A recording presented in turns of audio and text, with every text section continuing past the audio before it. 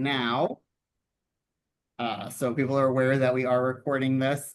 If you do have questions as I'm chatting, please put your questions in the chat. I'll try and keep an eye on questions and Carrie also, but in general, I'm kind of just walking through everything that our program entails.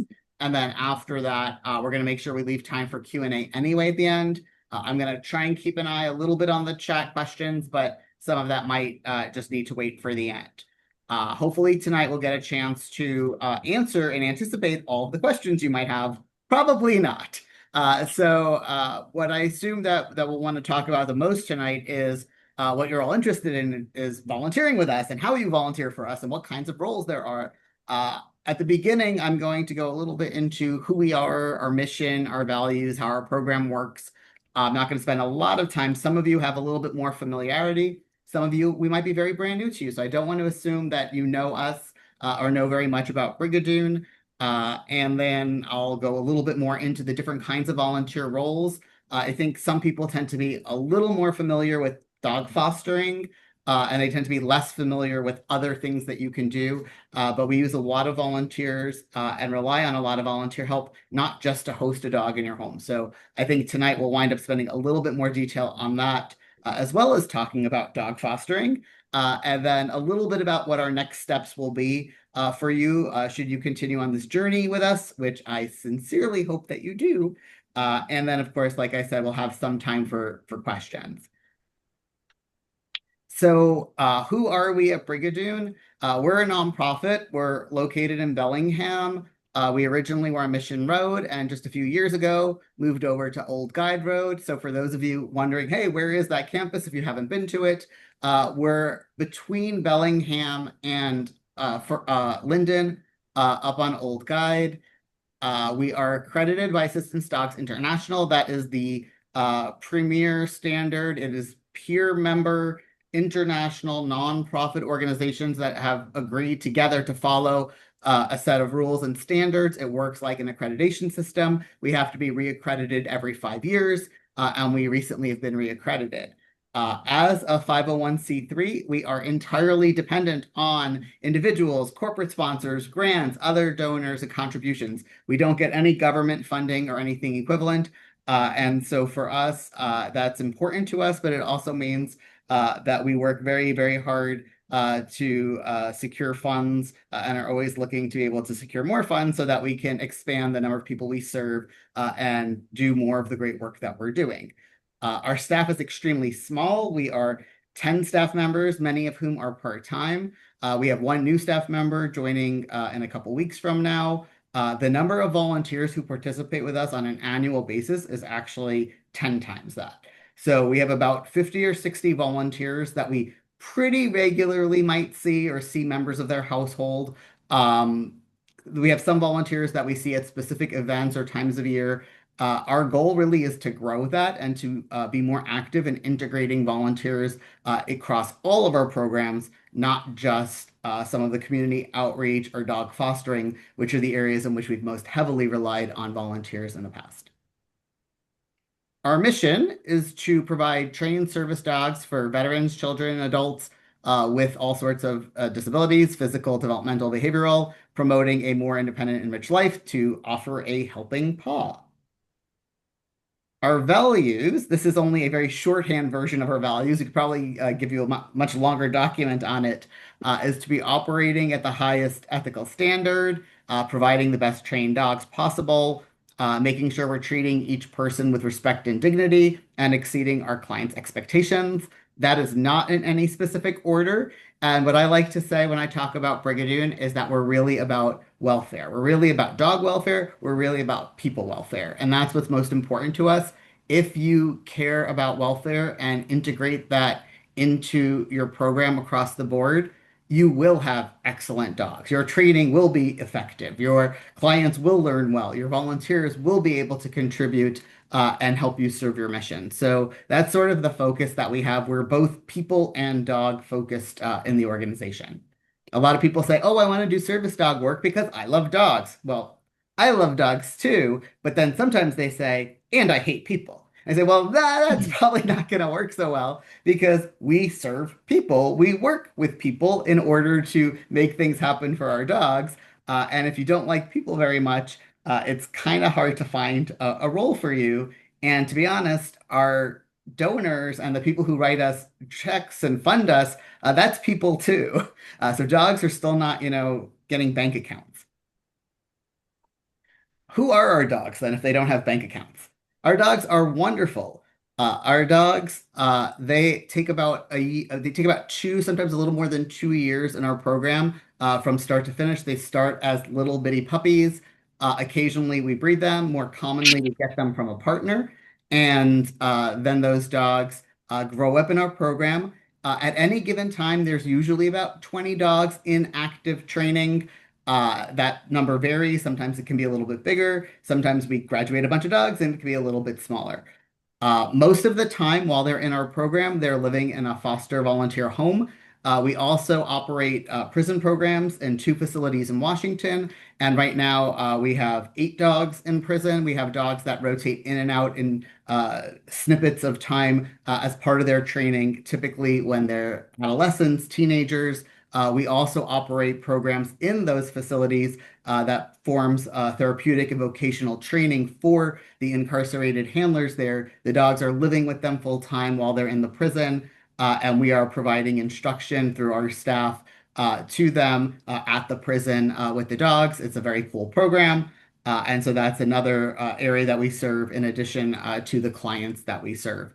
These dogs are all purpose bred because we think that they'd have a good chance of being service dogs. They come from service dog lineage and we participate in a co-op with other service dog and guide dog programs. As based on that, they are all labs, Goldens, and mixes of the two. The most common dog we have is a mix of the two. They're also all sweet and wonderful and the best dog ever. They're all very good boys and girls. I did not put that on the slide, but you can take that part for granted. I jumped here. Here we go. Somehow I jumped. Sorry, I'm trying to find where I'm at. Did I jump? I jumped. Mission, values, clients. I feel like I jumped over the client slide by accident. Yes, clients. So we have, since our beginning, placed over 150 teams of service dogs with clients. It's been about an average of 6 to 8 placements over the last 5 years. It's been closer to 8 placements per year. When we place a dog with a client, they get an intensive course with us as part of that placement, and then we follow up with them for the life of that team, which means that at any given point, all of the teams that have graduated that are still active, we are serving them. Our client services team is doing annual follow-up, checking in on them, and otherwise taking care of their needs. Right now, that's about 55 teams or so.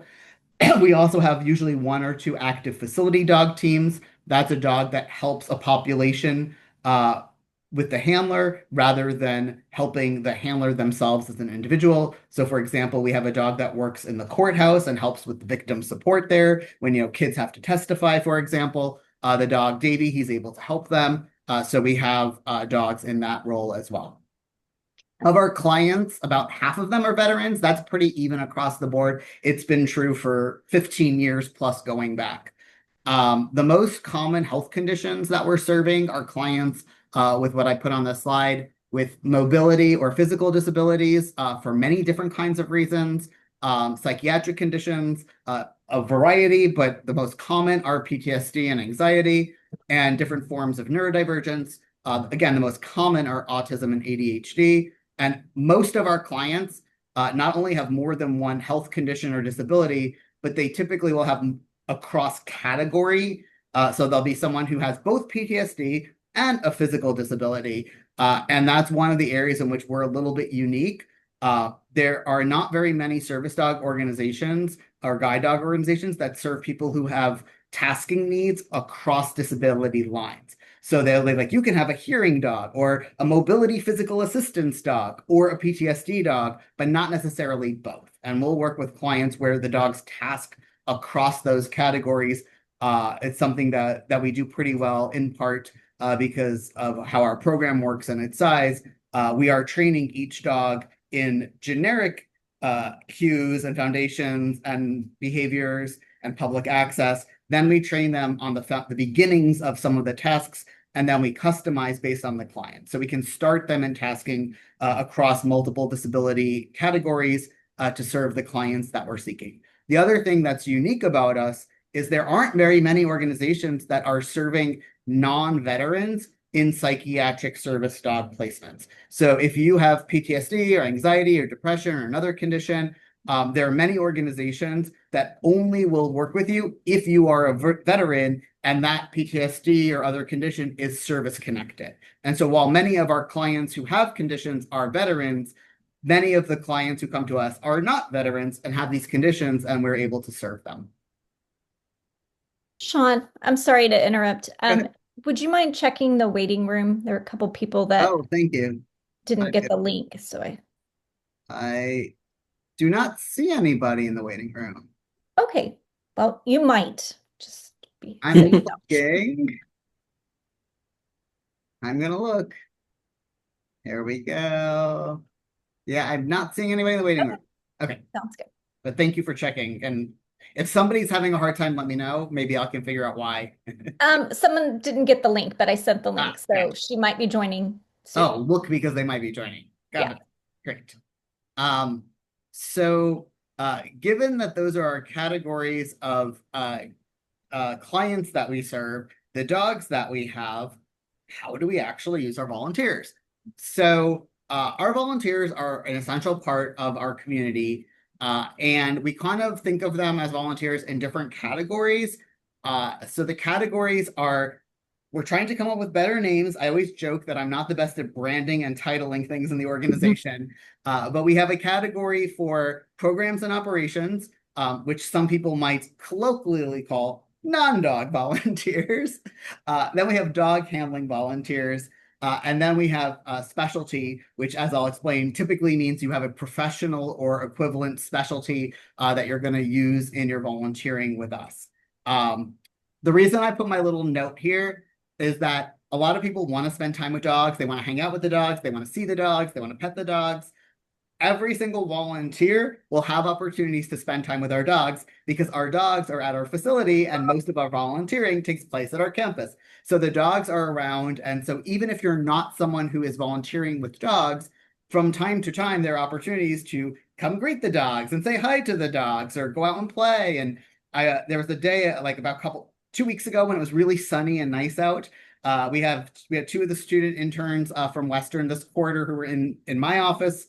And, we're working on a project and we're making good progress. And then we realized Sunny the puppy is here. And Sunny the puppy at the time was about 3.5, almost 4 months old. And I'm like, well, let's go say hi to Sunny outside. We've got the big dogs around, but we've got the little puppy on site. Let's all go play and say hi to the little puppy for a few minutes before we get back to the office work again. And that's very, very common at the facility. So if someone says, I want to make sure I get a chance to interact with dogs, every single volunteer gets a chance to interact with dogs because the dogs are around. This is more of a definition by, is your work as a volunteer directly with dogs or is it not directly with dogs? So starting out with our programs and operations volunteers. I've set aside about 5 categories. It's really 4 plus 1.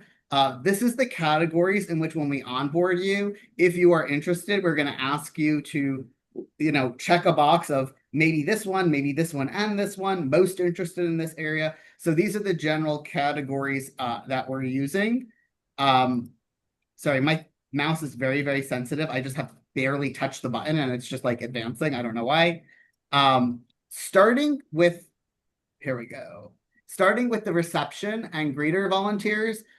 These are the people who will sit in our entry vestibule. It's a reception area. There's a whole desk there. There's a setup. It's larger than it sounds from how I'm saying, but it's an area where anybody who's walking through our main door or front entrance would come in. And so the first thing that our greeters or reception volunteers get to do is they get to greet people who come and sometimes just say hi, sometimes help them find who they need to find or go where they need to go. It might range from somebody who's coming to drop off a dog in our program. And so it might be, oh, wait, let me go get one of our, canine care associates to come help you with the dog. It might be somebody who's, here to meet with me, Carrie, somebody else. Oh, let me go, find them, see them. And so it's the friendly face when people walk in the door to greet and help people find what they need or whom they need, or do whatever handoff they might need. We also would like our reception greeters to be comfortable answering phone calls. Our phones do ring sometimes, answering voicemails that have been left, replying to inquiries. We either get them through contact form on our website or people email us directly. We obviously will train people in what to say or how to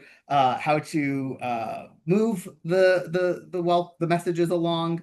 But at the core, the greeting volunteers, the reception volunteers, they're about connecting people who are trying to access some form of help or help us and connect them to the team members that would be able to help them or to the resources that would be able to help them. That's the core of what this job is. So it is people interactive. It is also some amount of office administrative, and it's sort of a happening spot. This spot will likely have quite a bit of dog interaction because dogs come in and out too. I am seeing somebody in the waiting room. There we go. See, I figured out where they come through. Okay. This mouse is my screen is so super sensitive. All I have to do is like move my mouse 2 seconds and it's just advancing us to the next thing.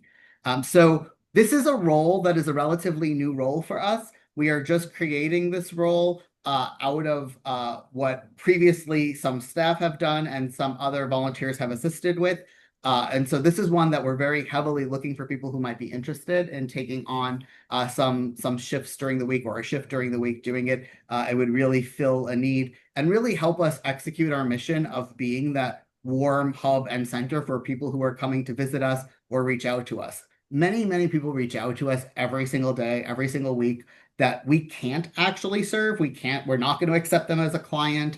They don't fit the eligibility of somebody we might work with. We wouldn't be able to meet their needs, but somebody might be able to help them, or there are resources out there. So there really is a huge role for making sure that those people are connected to the resources that could best help them, whether or not it's through us. So this is a really essential role for us that volunteers can help fill. The next category of volunteer is a little bit of a catch-all. I'm not the best again at naming things. It's our general programs and operations volunteers. And so these are volunteers that are helping us in all sorts of administration, program, operation. We have recently digitized our program. So part of it is helping us continue the project of digitization. Part of it is just our ongoing records, upkeeping, keeping our records up to date, organized our data systems. If someone does have experience with certain office or other, I'm using the word office in the lowercase o, administrative office, not capital O, Microsoft Office. But if somebody does have expertise in different areas of office administration, there's a lot to be done there.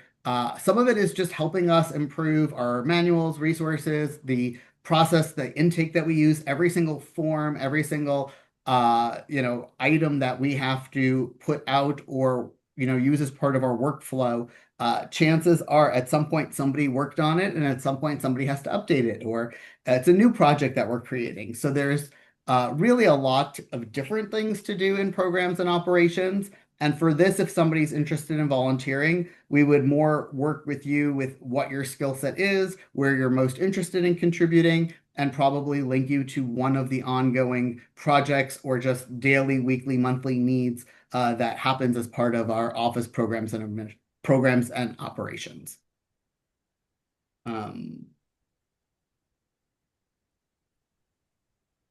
Student internships usually is more of a subset of programs and operations, but we do ask students who are looking to get university credit, college credit for an internship with us to let us know, and we onboard them separately, typically for the quarter, the semester, however their academic institution works.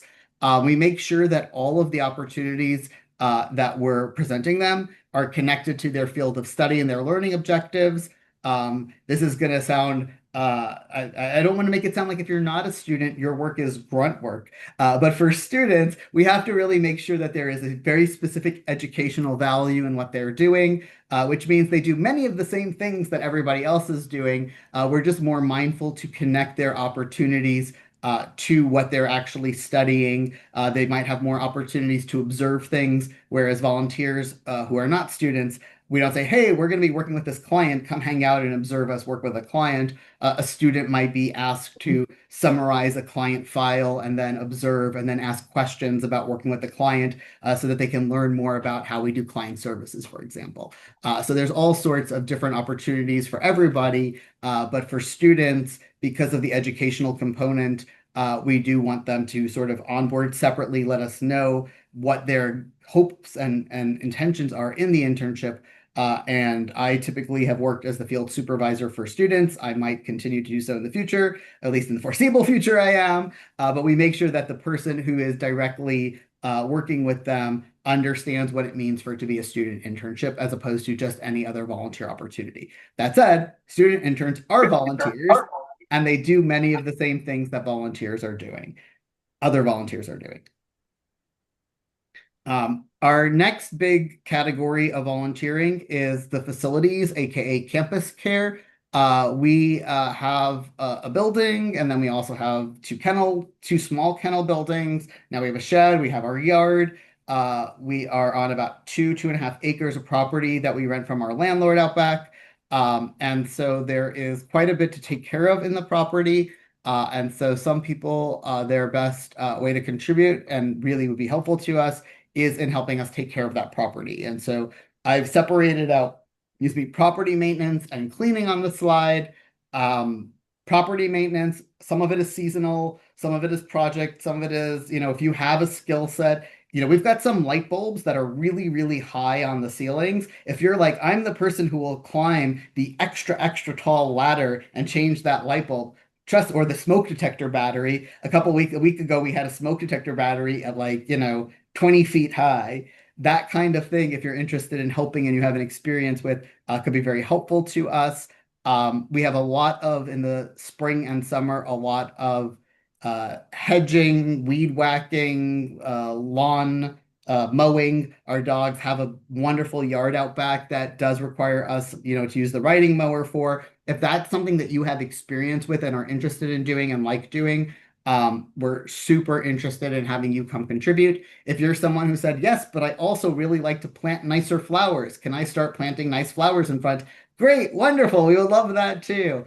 So for the property, the outside of the property, there's tons to do as well. And then on the inside, we have historically really heavily relied on our staff to clean, and there is daily cleaning needed. We have lots of people in the building. We have lots of dogs in the building. We live in the Pacific Northwest, especially this time of year. Our dogs going inside and outside traipses a lot back into the building. As you might recall from my prior slide, our dogs are Labradors and Goldens and mixes. And if you know anything about retrievers, there's a lot of shedding going on. We do grooming inside. We have a space for bathing and grooming inside.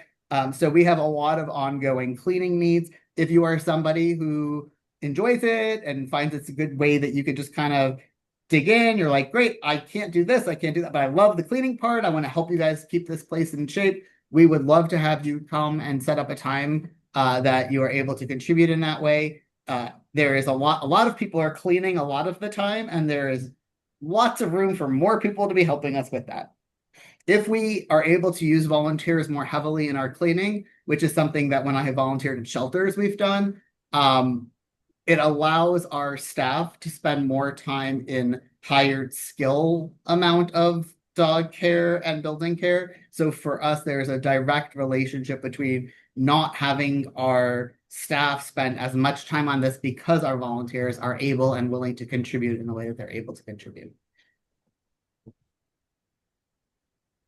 Last but not least on the list of non-dog handling types of volunteers, we have events and community outreach. There are lots of ways that you can help our outreach team.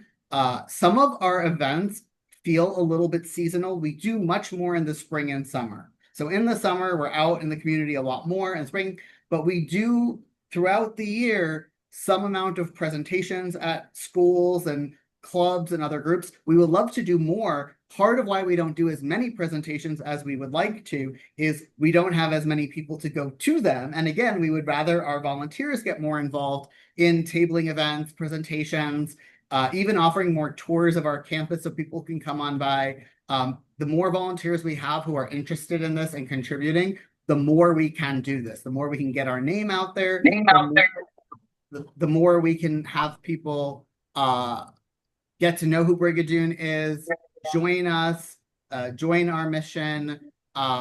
If we can do more outreach at veteran-specific events so that we can let people know about our work there, and particularly let them know when we're open for new clients for admissions. So there's all sorts of benefit to us. Obviously, the fundraising side is significant too. We're often asking for different kinds of donations, whether we're asking for straight up monetary donations or for our gala, people to donate things that we can auction off as part of our gala. So there's lots of different ways that people can help on events and community outreach. It's sort of a big catch-all of a lot of different kinds of roles that someone might want to contribute in. As I wrote on the slide that I have, we have a lot of things that are not just people heavy. So when you hear events and community outreach, you might think, oh, that's only for the extroverts. That's only for the person who wants to go knock on every business door or stand up in front of, 60 high school students, as, I was doing a couple months ago. But there's so much behind the scenes kind of work in terms of setting up for the event, taking down the event, planning it, organizing, decorating, preparing our material. Lots of things go into each and every event that we do. And so having more people contribute to that would allow that team to take on more events and really allow us to reach more people. All right. I am done with the first of the roles. That is all of the non-dog handling roles that we look for in our volunteers. Carrie, did I miss anything significant that you want me to jump in on with those? Did you want to speak any more to the specialty piece I that you will at the mentioned? end. Okay, great. Yes. Although now that you asked that, I realize that I should put specialty at this point in the slideshow the next time we do this. You know what? Maybe I'll do it. I'm going to jump to specialty. I like Carrie's thing. So specialty, it should have gone here. So some people have a specific specialty. I listed some examples. You might have another specialty that I didn't list. If you are somebody who has an experience that you can contribute, whether it's on the tech side of things, marketing, grant writing, you're a health professional, maybe you're an educator or a retired educator, data analytics, if you're a dog professional, if you have some experience, there's a chance we might be able to find a good spot for you that we wouldn't otherwise recruit a volunteer who is coming to it from a cold. So if you do have a specific skill set that you would like to contribute, please let us know. Chances are there is some project, usually people who are specialty volunteers, they either are going to join an existing project, like, oh, we know that we have these projects, or they're going to join one of our working groups and working teams of our organization so they can just participate in an ongoing process. So I'll give an example. Our organization has a mental health consultant. This is somebody who works as a mental health professional, and they are somebody who we are actually required to maintain a contact with if we don't have someone on our staff who is a licensed mental health professional, in case something arises with one of our clients or otherwise, that would best be served by that particular expertise. So that's somebody who we might consult with on an as needed basis where, an issue comes up with a client, maybe we consult with them, but we also might put them on our client services admissions team and have them participate in the group of people that are actively reviewing files of who we might select from applicants to join our team.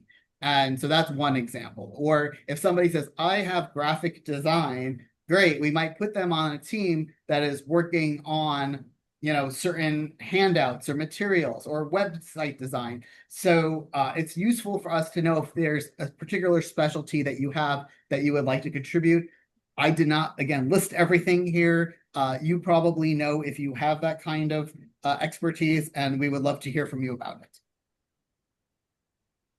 All right, I'm going to jump back to dog handling. Here we go.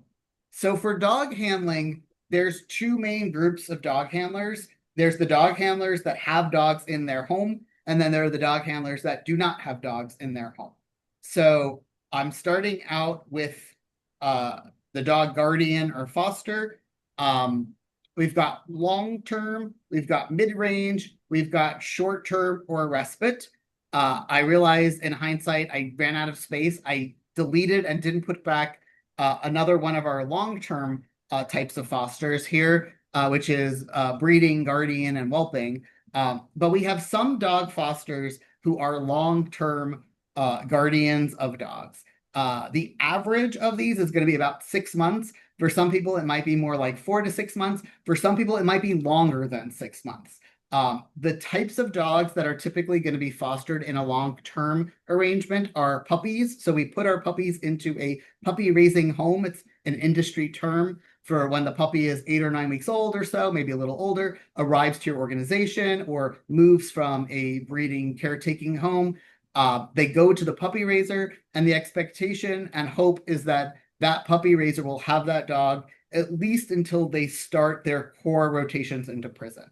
So our dogs start rotating into prison really around early adolescence. They do get puppy visits. So we have a puppy at 5 months old that'll go in for anywhere from 1 to 3 weeks for a puppy visit and then come back out for a month or more before they would go back into a prison again. So those puppies typically will still go back to their puppy raising home. So they might do a little bit of short rotation near the end of this, but then after they're about 8 or 9 months old, then they might start going into prison for longer stretches of time. The original puppy raising home might want to, every time they come back for a break, host them for their break. They may even want to keep them when they come back for advanced training when they're 16, 18 months down the line. But the minimum we're looking for, if you're able to, on a puppy raising home, is that first stretch of 8 or 9 weeks old to the 6 or 7 months old or so when they really start going in for their prison rotations. Another one of the long-term fostering opportunities is the in for training dogs. Some people call that the advanced training dogs. Those are the dogs that have finished going through the prison rotations. They are ready to be coming in every single day so that an instructor can professionally train and prepare them for a client. And that time period is about 6 months of training. For some dogs, it could be a little bit shorter. And for some dogs, it actually will be longer than the 6 months. So those fosters are a little bit different because those dogs are much older. You're not potty training. You're not having to do all of the little puppy stuff. It doesn't mean they're perfect, but they tend to be much easier for the fosters than the puppies. And the other thing that makes them much easier for some people is that they're the dogs who have to come to campus every day. So if you're someone who has the kind of job or commitments that couldn't have a dog in your home all day long, the dog's coming for training every day. They're like going to commuter college, basically. The difference is those dogs need to live closer to us because they have to be coming in and out every day, as opposed to other dogs that could be a little further from us, but that we're not seeing as frequently. We do have weekly classes. Some of the people on the call here have already come to some of our classes.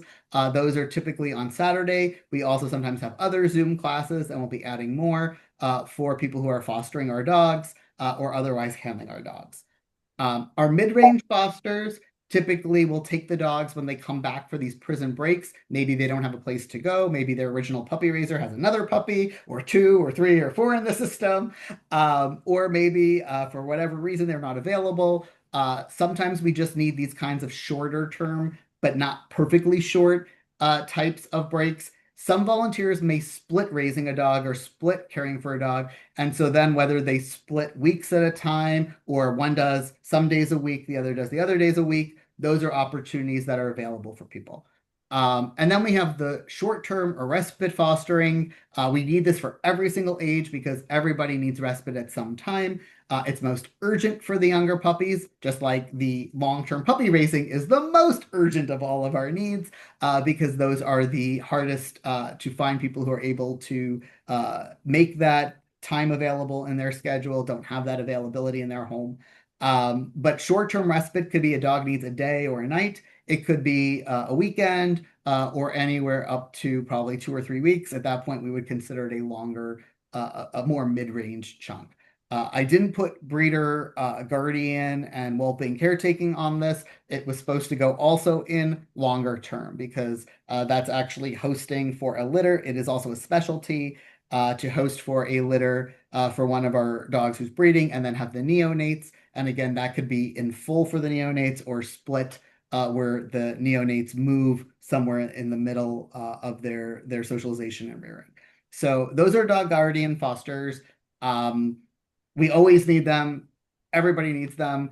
If you are interested, you may have already been reached out to because those are the ones that we onboard kind of by just saying, hey, come to class, to get you into the community of other people fostering.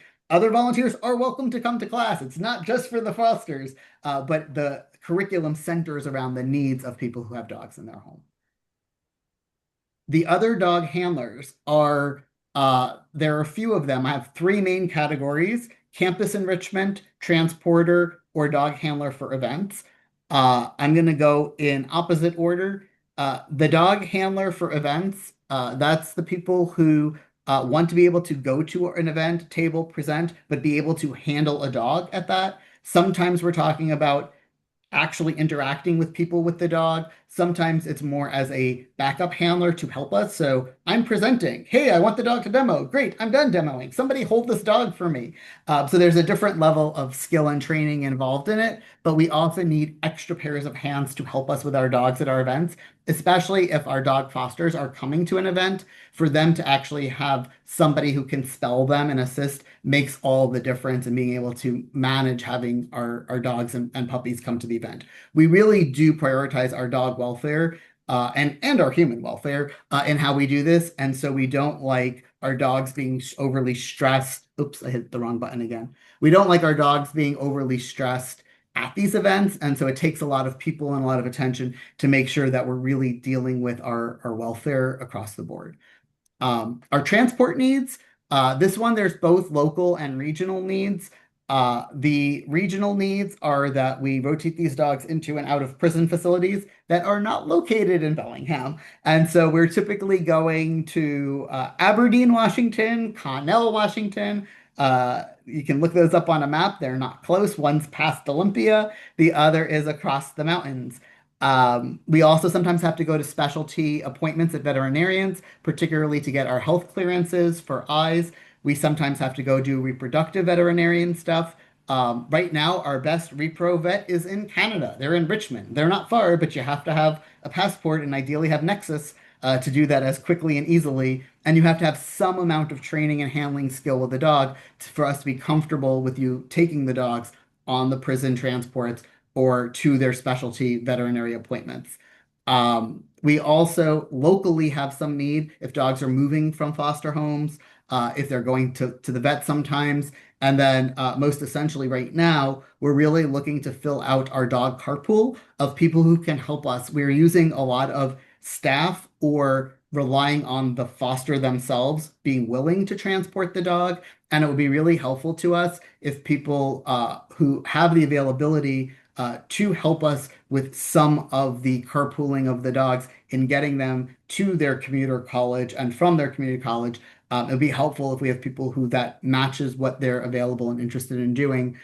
It would take some of the burden off of everybody else who is putting that together.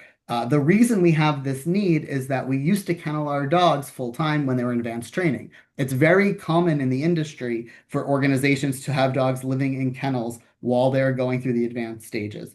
The problem is that it creates stress for the dogs to be living in the kennels. And so there are some dogs who would be released from a program and wash out, even though they could have been a guide dog or a service dog, because they were too stressed living in the kennel. And so it's sad because one, you have an unhappy dog, and number one, we care about the dog welfare. But number two, you also are graduating fewer dogs because you have dogs that really aren't suited to live in the kennel. And so we switched our program over a year ago, probably a year and a half to 2 years at this point, since dogs have actually lived full time in our kennels. We maintained that capacity in case we needed it for a disaster, an emergency, but our dogs are not overnight in kennels. We have kennels in the daytime for the dogs to get a break from all of their activity and training, but we generally are not able to, we're not finding ourselves having to keep our dogs overnight anymore, in part because we have created the commuter college system for them. And so we're really excited to be doing that. But at this point, it's become ingrained enough in our system that we really need to build the transport piece to make that work best for everybody. And then last but not least, we have our enrichment activities and grooming are part of our canine campus care volunteers. There's opportunity to be with dogs and do things that care for our dogs and enrich their lives while they're at our facility. Some of the dogs who are there are dogs who are in advanced training. That's the core. But there are other dogs who the dog foster needs respite. They need a break. They want the dog to come in and get some play and get some activity. So there are other dogs that also come through. We also have dogs that are recovering from spay or neuter and would benefit from someone who can give them some more one-on-one time. But between walking the dogs, playing the dogs, learning how to groom them, preparing interactive puzzles for them, there's so much more we could do if we have more hands-on, who are just interested in helping out with our dogs on campus. I have a dream that someday we'll even be able to tell our clients that there are certain days of week that they should feel welcome to bring their dogs for bathing and grooming and play. They know they're welcome, but we don't issue flat out invitations because we're afraid that one day 10 clients come up at the same time and then we're full. But knowing that we have volunteers who can help out with these roles will make it easier for us to become more of a hub and have more capacity to help with dogs during the day and support our services. So those are the other dog handling roles. I saw there was a question, can we provide respite if we are on the island? I think my first question is, which island are you on? Because it depends if we have other volunteer network that we can provide where you live. We are trying to build our network of volunteers in different places. We're doing a good job of growing in Bellingham. We want to grow even more in Bellingham. But we also really want to grow not just in Bellingham. We have a number of volunteers in the Seattle area. We have a number of volunteers south of Seattle, more like Olympia, Lacey area. We have volunteers in Anacortes. We have volunteers. I think we have a little bit on Whidbey, but not much. A little bit east side of the mountains, and we're trying to grow that. The more we grow our depth in different areas, especially for people who are hosting dogs, the more we get networks of people who can help. Vancouver Island, Victoria, not yet. We don't have people there yet. You'd have to come to us. But we would be interested in building other people to support you where you live. I was going to say Vancouver would be easier for us than Vancouver Island because we actually have quite a few clients in Vancouver and are building a little bit in Vancouver. But yeah, if you have a dog in our program and you want your friend or neighbor who takes care of your own personal dogs or has done that for you or would be interested, if you want them to be able to provide respite for you, that's another person we would love to train and include and bring them into our program. So I've already done specialty. I've already done dog stuff. So now I want to kind of just talk for a few minutes about logistics and then turn it over for the question time. One of our volunteers always says, we're the secret sauce. And I always say, no, you're not the secret sauce because it's not a secret. Volunteers are the not at all secret sauce of our organization. What we do is only possible because of volunteers. I started in the service dog industry as a volunteer. I was a puppy raiser for a number of years before I ever became a professional in this. And I firmly believe that every single person is contributing to our community and our mission, no matter what role they're taking on. It allows us to do more, to help more, and it makes our community grow. Like our community as volunteers and our team together is a community, and our clients join us, and we form this overarching Brigadoon community. That community is valuable, and it does valuable work together. And so each person can help us enrich this community, and part of how they do it is just by giving of themselves and joining of themselves. And part of how they do it is by taking on the kinds of tasks that across the board help us fulfill the mission that we do. We're really committed to finding a fit for a volunteer. And if you're saying, I have things to contribute, I'm not really sure how it meshes with what you do, we'll help you figure that out. Or say, you've got these 3 things. We can be pretty straightforward with you. This one is the top need that we have. So let's focus on that. And if you try volunteering in one role and it's not a good fit, there's a good chance there might be another role that's right for you. So if one role is not well suited for a person, there might be another role that is. And it may also just shift throughout time. Like today, maybe I'm a good puppy raiser, and tomorrow maybe I can't raise puppies, but maybe I can do something else. And so allowing our volunteers the flexibility to move in our program and have so many different kinds of options, whether it's with dogs or not with dog handling, it means that there's a greater opportunity for people to stay connected and stay part of the community, even as their own personal needs and interests and life changes. I see there's another question. What time do dogs need to be on campus, and what time do they need to return home? Roughly, we're talking like in by 9, done by 3:30, but that is very rough. There is room to play with that on the timing, to adjust. They can be dropped off sooner. They don't have to be there. They can be there earlier and hang out and play and do other stuff before they're in training. They can hang out a little bit later. And if somebody needs to take their dog back out of school earlier, that is on usually a case by case that we can arrange for it. So you're like, okay, my dog has to go at 1 o'clock because I have a doctor's appointment. Great. It's like signing your kid out of school at 1 o'clock. Like you're not going to do it every day, but some days you just have to take them out of school early. So that's a little bit of how the advanced dog schedule works.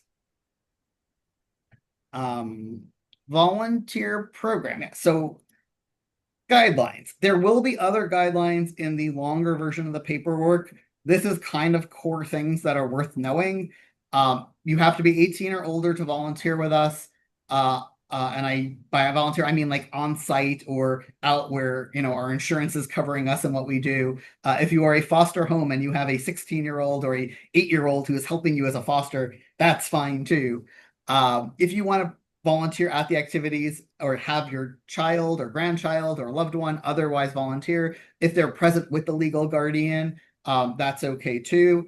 If you're doing a driving role, we will ask for that you're insured and have a clean driving record. There's paperwork for that. It's not that onerous.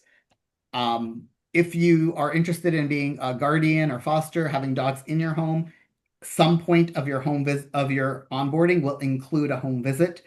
If you have other pets in the home, we also screen those pets to make sure that our dogs are not making your existing pets miserable, and less so that your dog is safe to be around our dog or your pet, but more that our dog isn't going to bother your dogs too much.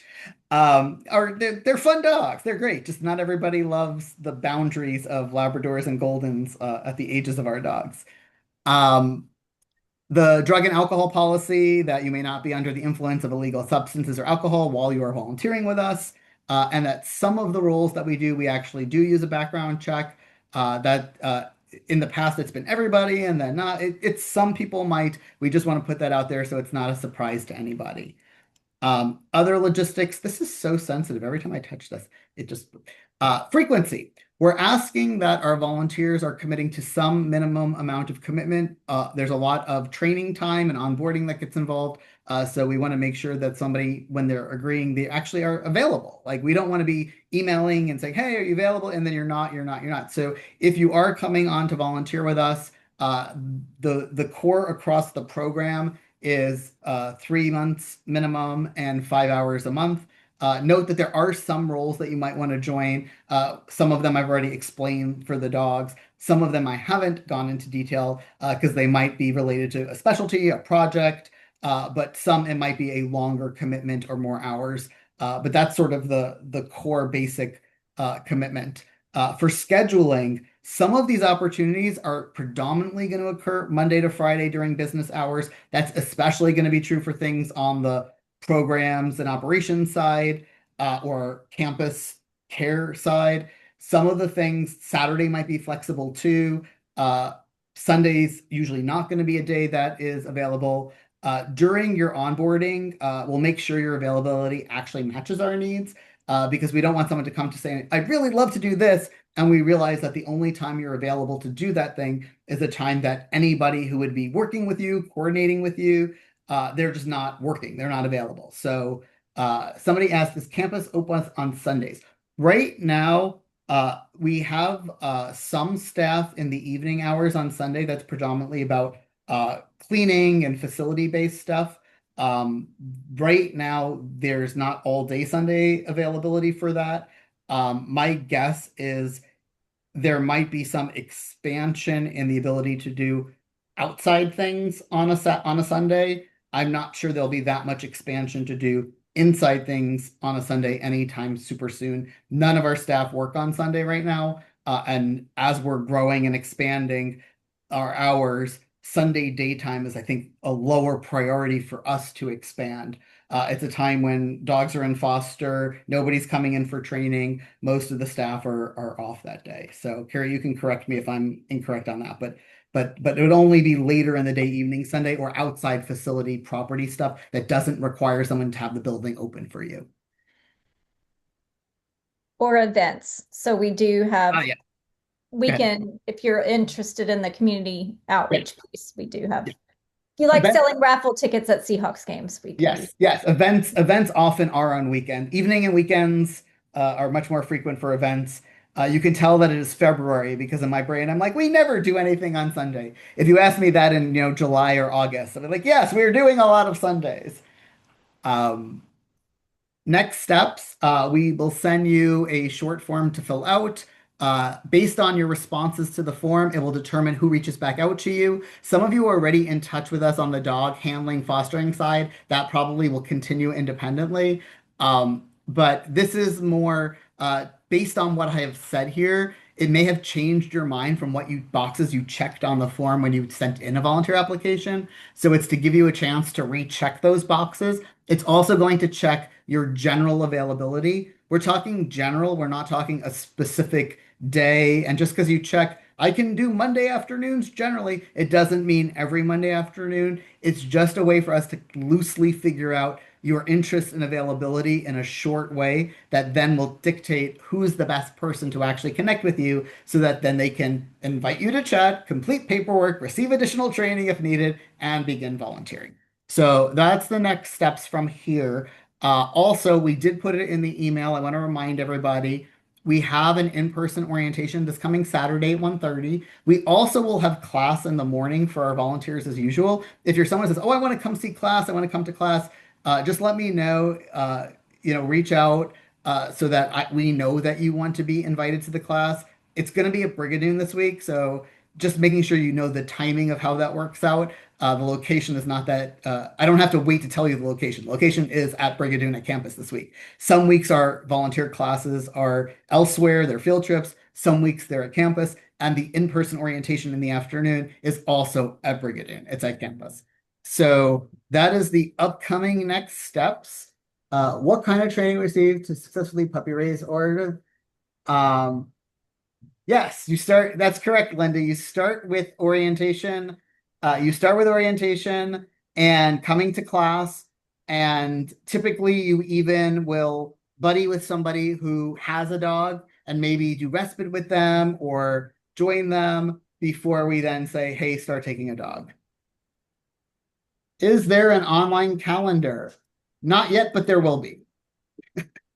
I mean, there is, it's just not available for volunteers. There will be a better, easier one for everybody. Okie doke. I'm looking, and if somebody wants to speak a question instead of type a question, I'm happy to answer questions. Does the raise hand feature work? I don't know.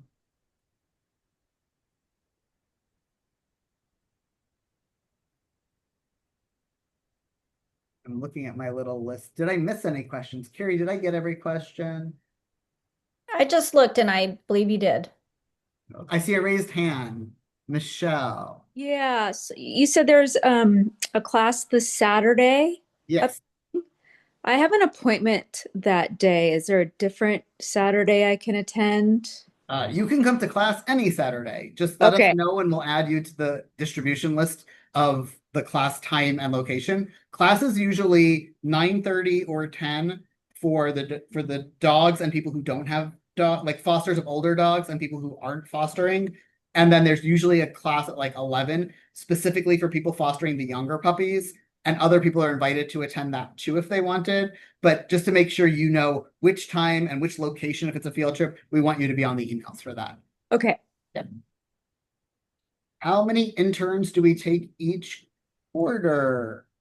Um, we usually have about 2. We are open to taking more than that, but we would want to make sure that we are aware of which days people want to work so that we don't accidentally have 5 people trying to sit at the same 2 desks.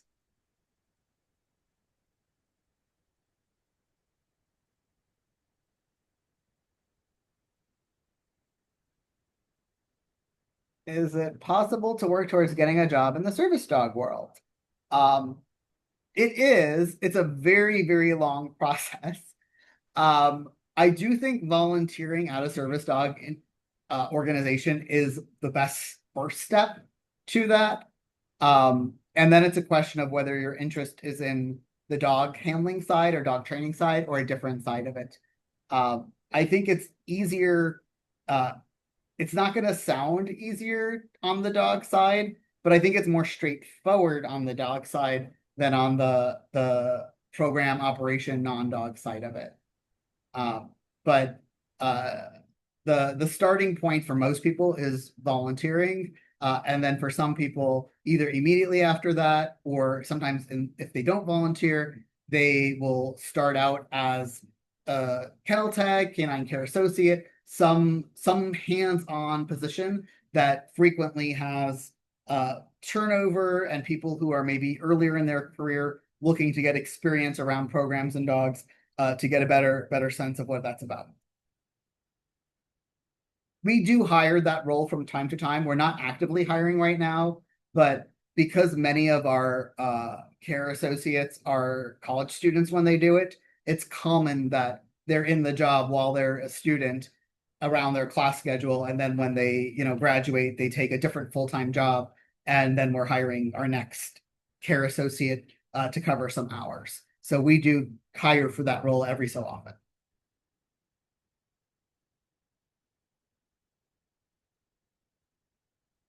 Are there other hands and questions?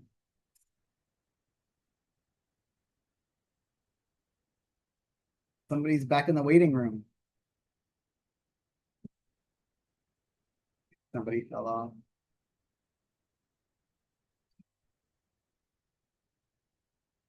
Don't think so. Well, if there's no other questions, Carrie, do you have anything else to add? I do not. We will be, as Sean said, we'll be sending out the questionnaire. And if there are questions that you all have that come up later, please reach out to us. I believe everybody has my email, I think. Sean, do you want to provide your email in case there's any specific questions for you? Sure. I'm gonna put my email in the chat. It is very unoriginal. And if you want to be added to the class notification list for dog handling, just shoot me an email and I will make sure you're in the next list. Usually those distributions go out on Wednesday for the following Saturday. Occasionally they go out a day earlier or a day later. Sometimes we're hanging on the weather. We don't want to set a location and then get rained on. But that's sort of the typical process. At some point, that the RCP system might change and become more automated. But I'm happy to add anybody who wants to be added to that list as well. I'm going to say, I know some of the people who are in the chat came from the student fair and are interested in interning maybe. If you are somebody who I've already set up a time to come in as a prospective intern, great. If you're somebody who maybe wants to be interning in the next quarter, in the spring quarter, please reach out ASAP if you haven't already, because we're at the point at which we're starting to move through potential prospective interns for next quarter. And so if you are in that category, please reach out. Good. I talked long enough to get another question. What are the expenses to raise a puppy? So our organization provides food. It provides veterinary care. Not all organizations provide the food. We do. We provide core supplies like crates if you need, the balance harness for the dog, flea and tick meds, the monthlies. We don't, I'd say the cost for someone who's doing it that we aren't reimbursing is driving your dog around a whole bunch, such as like coming to class or going on your own outings. If you do transport for us as a volunteer, there is reimbursement on driving and mileage. So we're not talking about that. But just driving your dog around from point A to point B, whatever toys and other fun stuff you provide for the dog on your own. Sometimes, your treats, your high values, that stuff you're typically going to be purchasing. I do not have an estimate on how much that is. I think it varies. I think we have some volunteers who are extremely tight on their budget and spend very little on our dogs, and we're able to supply, because the service of hosting a dog in your home is, we couldn't compensate you for all that you provide. So we never want cost to be a factor to somebody and not paying, and that we aren't paying for the cost of the dog that they are fostering. That said, there are some people who are spending tons of money because their dog's got the cutest extra, toy or chew. And the next month they love just going and picking stuff out for the dogs. And it's not required, but it's something that they enjoy. So that's why the cost thing, I think, is variable on it. But the core is, you're not paying for the vet, you're not paying for the food, you're not paying for the monthly preventatives. Carrie answered that. Is a student looking to intern next spring? Yes, reach out to me directly, not Carrie. It'll bypass you one step. Either works, but the next thing is going to be me trying to schedule with you, so you might as well just reach out directly to me. Can someone who is chosen for a service dog also train? You mean to be a client? Because somebody who volunteers for us, someone who's a client can't also be a volunteer. We want people to know if they are applying to volunteer. It does not give you any special treatment if you also apply to be a client. Like, it helps us get to know you, and that's nice, but the admissions process is its own complete separate thing. There are some people who are clients who also volunteer. We love it when clients want to volunteer with us. Who names the puppies? Carrie, you want to answer that? I love this question. This one made me smile. The answer would be a lot of people that are involved. So we have corporate sponsors who you might be familiar with, some of them. Hemplers, for example, they named Smokey. So we have that, donors, volunteers, staff members. So our dogs have been named from all different parts of our community. We always have to run our names by Sean and Dan, though, because give an example, Sean, of maybe a name we wouldn't want based on cues.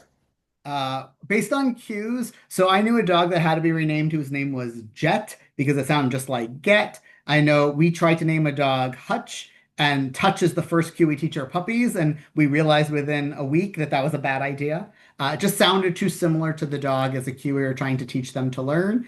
The main rules are the name can't be something that the dog's going to confuse with a cue.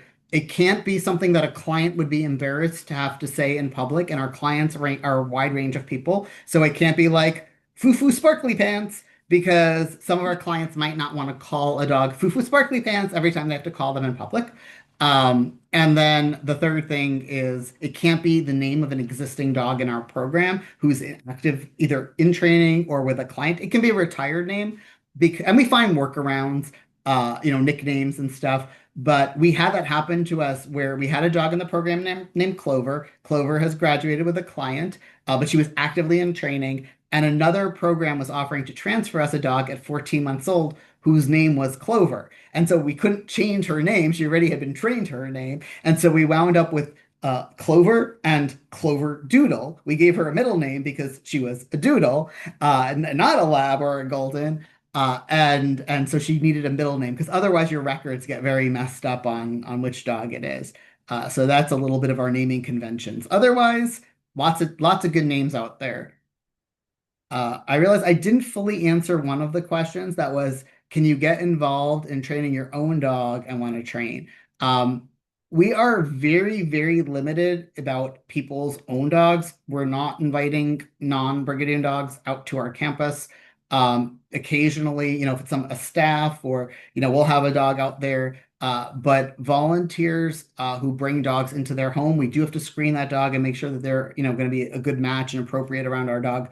And those dogs are not being invited to our classes, to our participation. But I will say the skill set that you learn with our dogs, many of our volunteers realize is very helpful with them, with their other dogs. And occasionally we do have some events that are pet friendly in general, where some of our volunteers, we have one particular foster family who's very active with their own dog and then regularly has, a long-term foster in their home. And so they will bring both dogs to, public things that, are pet friendly, where their dog can go, as well as the Brigadoon dog can go. So there are people who do that.